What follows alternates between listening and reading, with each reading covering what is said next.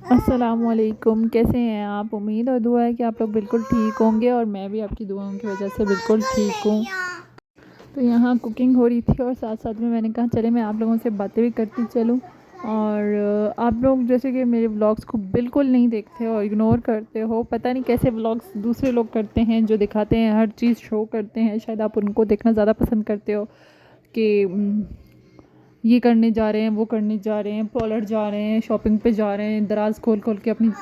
دکھا رہے ہوتے ہیں،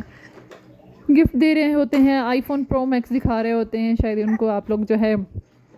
زیادہ پسند کرتے ہو، شاید ہمارا معاشرہ بھی اسی طرح ہے آج کل، اسی لیے اسی طرف جا رہا ہے زیادہ۔ اور ادھر میری کوکنگ ہو رہی تھی تو میں نے کہا چلے میں آپ لوگوں سے بھی بات کرتی چلوں، لیکن مجھے بہت خوشی ہوتی ہے جتنے بھی لوگ مجھے دیکھتے ہیں تو میں کہتی ہوں چلو کوئی 2-3 لوگ بھی دیکھتے ہیں تو میرے اگلے دن ہمت آتی ہے کہ میں نے چلو آگے بھی ولاگنگ کرنا ہے۔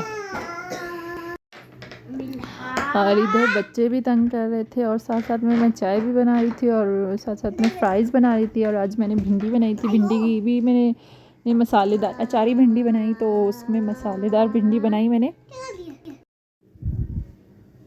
کہا چلے میں آپ لوگوں کے ساتھ بھی شیئر کرتی چلوں، اور بہت اچھی بنتی ہے اس طرح سے بھنڈی، اگر آپ لوگ بھی ٹرائی کریں گے تو بہت ہی اچھی الگ سا ٹیسٹ آتا ہے، تو ضرور ٹرائی کر کے بتائیے گا کہ کیسی بنی۔ اور مطلب اگر آپ لوگ بولیں گے ڈیٹیل ریسیپی تو میں ڈیٹیل ریسیپی بھی آپ لوگوں کو دے دوں گی۔ اور لائف کے کچھ اپس اینڈ ڈاؤنز آتے ہیں تو اکثریت میں سوچ رہی ہوتی ہوں، بیٹھی ہوئی ہوتی ہوں تو یہی خیال آتا ہے کہ کاش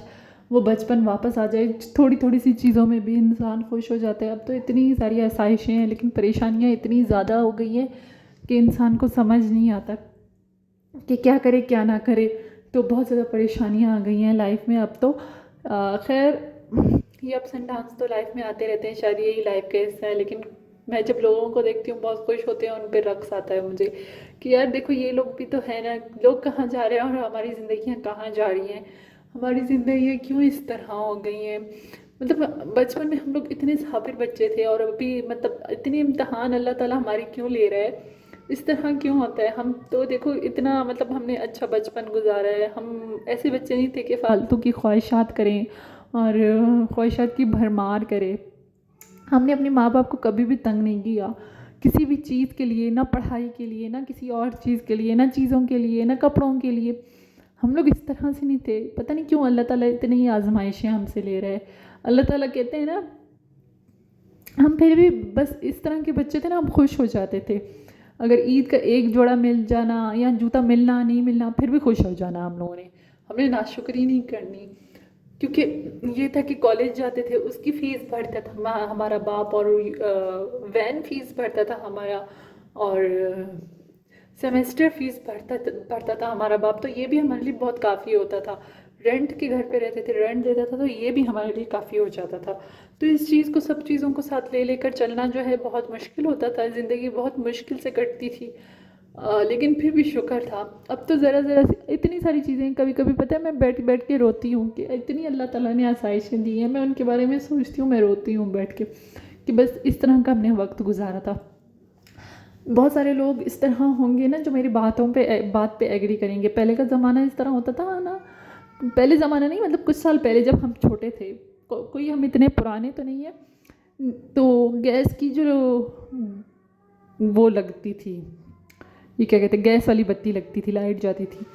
تو چپ کر کے اپنا بیٹھ جاتے تھے ہم لوگ ٹیبلوں پہ، ہمارے پاس کیک نہیں ہوتے تھے کھلونے کھیلنے کے لیے، یہ اتنی ساری چیزیں کھیلنے کے لیے یہ نہیں ہوتے تھے ہمارے پاس، لیکن پھر بھی ہر چیز میں خوشی ہوتی تھی۔ ہم لوگ اس طرح کے بچے نہیں تھے، آج کل کے بچوں کو جو بھی لا دو ان کو ہمیشہ ہر چیز سے گلا، ہر چیز سے شکایت رہتی تھی، ہم لوگ اس طرح کے بچے نہیں تھے۔ پھر بھی پتہ نہیں کیوں اللہ تعالیٰ اتنے ہی امتحان لے رہا ہے اس دنیا میں ہمارے، لیکن خیر شاید اللہ تعالیٰ اپنے پیارے بندوں کو ہی آزماتا ہے، ہمیشہ میں نے یہی سنا ہے، تو بس یہی سوچ کے اپنا دل خوش کر لیتے ہیں کہ شاید